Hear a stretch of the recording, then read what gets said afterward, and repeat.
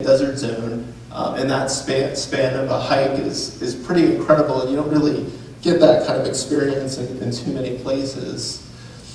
And I want to mention too, bring in that element of history, because I never like to take the trail for granted. The way these trails are built is incredible. And in the 1920s, it was the National Park Service that carved out this trail using dynamite. And for anybody who's ever been on the North Kaibab, how many? North Kaibab, so just about 80% of you. And recognize when you're hiking that section they call the Needles. I mean, that is literally blown, exploded and carved out of that red wall limestone to get from Roaring Springs up to the Red Wall Bridge. And they took what was 94 creek crossings and reduced it to 6. Francois Mathis, the first guy to survey down there, said it took 94 times to cross the Angel Creek to get all the way down to the river. Coconino Overlook's one of my favorite spots if you're ever on the North Rim to take people, just because, I mean, it just sort of lays it out for you. And it's always funny, I remember right after I took this picture, and some people came along and they're like, oh, it's the Grand Canyon. I said, well, actually it's a side canyon of a side canyon, and the Grand Canyon's over here. And they're like, oh, how much farther is this hike? So it's pretty amazing when you think of it that way. And there's one of that section of trail that really shouldn't be there, but the Park Service people were able to carve it right out of the wall there. Not a good place to mess around. Actually, there was a while back. It was one of my early times hiking the North Kaibab. I remember 2 buddies like wrestling, pretending like they were trying to push each other over. And I was like, that's not a fun game. You know, you can certainly end up with a bad vacation. So we have the wonder of the biology, the trail engineering, there's also the stunning features of the trail. One of my favorites is when you see that Roaring Springs just ejecting out of that red wall on the side there. It's just tumbling 500 feet to the canyon floor. It's a beautiful sight unless you're totally hot and parched and the water's gushing out over here on the side of the canyon. But it's a stunning feature. It actually provides the main source of water for both the north and south rims. And after that Roaring Springs, things just change. I mean, you all of a sudden are in that riparian zone, you're around the water, you can smell that loamy smell of the water coursing through the canyon. One place I love to stop is Willow Marsh, which is coming down the North Kaibab, and they built this really nice little sort of decking, or I guess path over it with the new bridge, whatever you want to call that. But it's really nice to have that walkway, just kind of stop there and just breathe in that smell. It's just such a life. It's just like there's water here, and you just get that sense of like life is just teeming underneath your feet as you're crossing Willow Marsh. And then of course you catch a scene of that Bright Angel Creek flowing through that canyon. It's just astounding. Obviously here down near Phantom Ranch, we've got the cottonwoods and their splendor. And then of course, if it's not enough to enjoy the North Kaibab Trail and see all of those things, then you get to do the passage through the box, which is where those walls really close in, and it's really stunning. But then you get to the very bottom, and you're at Phantom Ranch. And I remember really thinking, am I really gonna be someone who likes Phantom Ranch when I get down there and see this sort of little tiny pocket of civilization and this massive landscape? And I think Phantom Ranch is just one of those most beautiful places you can visit. It's just so great to be down there, and there's just such a sense of instantaneous community. When you're sitting outside waiting for dinner, and you're sitting next to 5 other people who just did the same hike you did, it's just like, there's always a bond, there's always a connection you have with them, even if you don't know them. So people love seeing the Phantom Ranch sign, especially if you've been riding a mule down all that trail. Beautiful cabins, historic cabins built or designed by Mary Elizabeth Jane Coulter. And some of them were built in 1922, some were built in 1928, and they're just really beautiful little cabins, and I definitely enjoy spending time there. I actually only stayed in a cabin once, but it was definitely worth it. And David Russ, for those of you who are canyon historians, know that he was there in 1907, setting up that operation with his father-in-law. And then we had 1919, the National Park Service is taking over the Grand Canyon, and then they're working with Santa Fe to set up Phantom Ranch, and by 1922 that's up and running. And this is I mean, it's just so fun to be down there. It's like, I mean, if you're a kid and you get to hike down the canyon, then you get to sleep in a bunk bed, that's good times. So,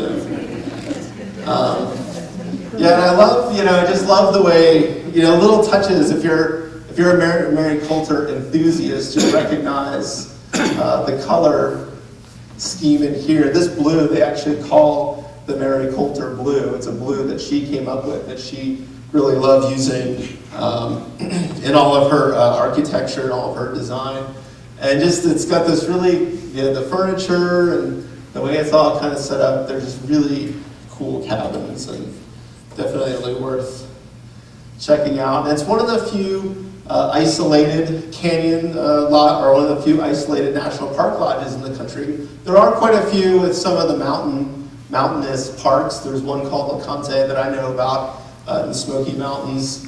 But Phantom Ranch, 365 days a year. I've yet to come across a remote, you have to hike in or ride a mule in type of mule or horse. That kind of isolated lodge that just operates all year round. So that's pretty stunning. And the mules are the ones that supply the food down there, and bring down all the supplies, 1,700 pounds a day on average, coming down there on the backs of the mules.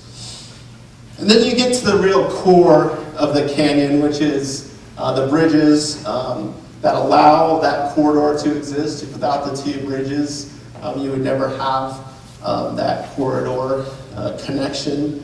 There is Bass Canyon. There's the Bass Canyon complex where you can, if you can do a little hitchhike route with the boaters, you can get to the other side.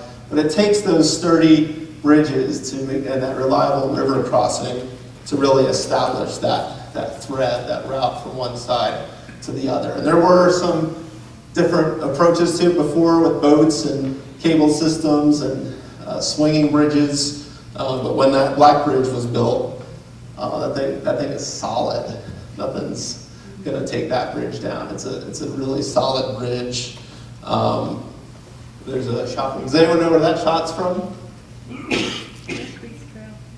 What's that? Clear Creek. Yeah, that's off of the Clear Creek Trail, looking down at it. And I remember crossing that bridge and thinking, how in the heck did they build this bridge? Like, it's just such a astounding piece of engineering to be down there. There's no roads to get down there, and they built it in the 20s. It wasn't really, a very navigable waterway to bring supplies down. And it's built at 122 tons of steel. I mean, it all came down on pack mules, and there were some Havasupai men who actually carried down some of the longer steel, the longer beams that were part of it, the cables that the mules wouldn't carry. And that's just an amazing feat in and of itself. And then we have the river trail, which there's a section of it blasted out. And as we know, it's like the Civilian Conservation Corps built that sucker, and that thing is really incredible. 75% of that 2-mile trail is literally blasted out of the granite rock.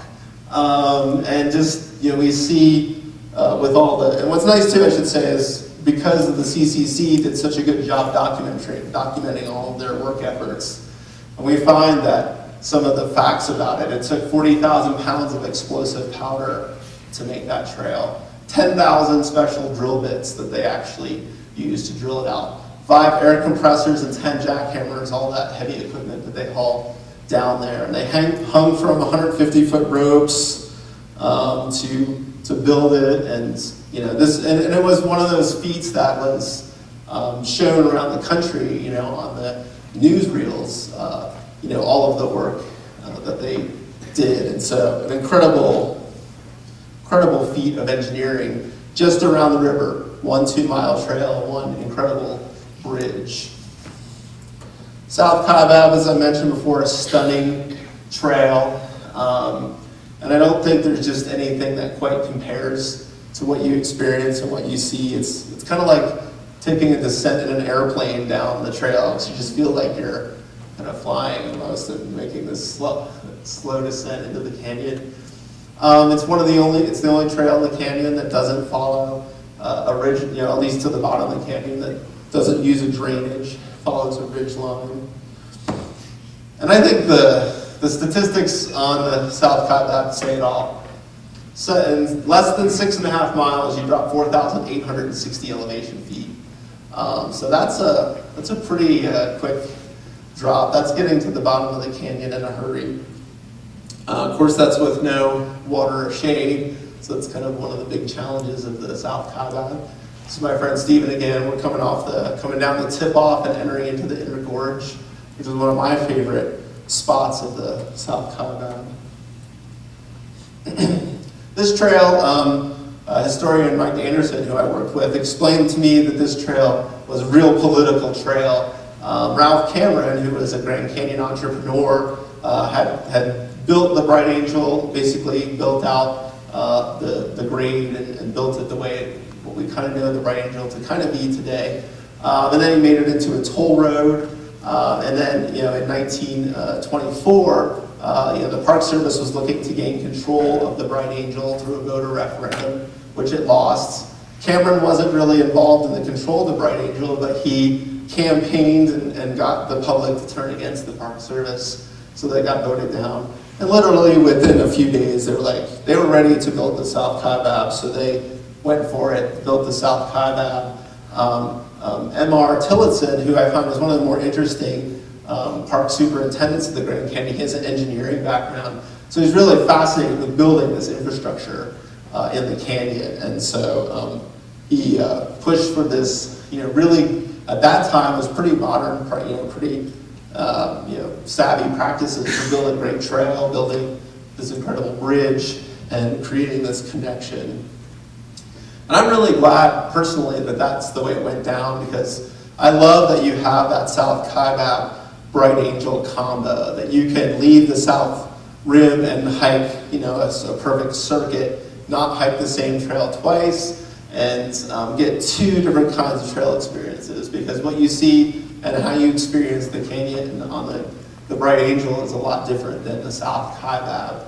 And I think of the Bright Angel as kind of the walking highway. I mean, it's the most accessible trail. It's right there off the Grand Canyon Village.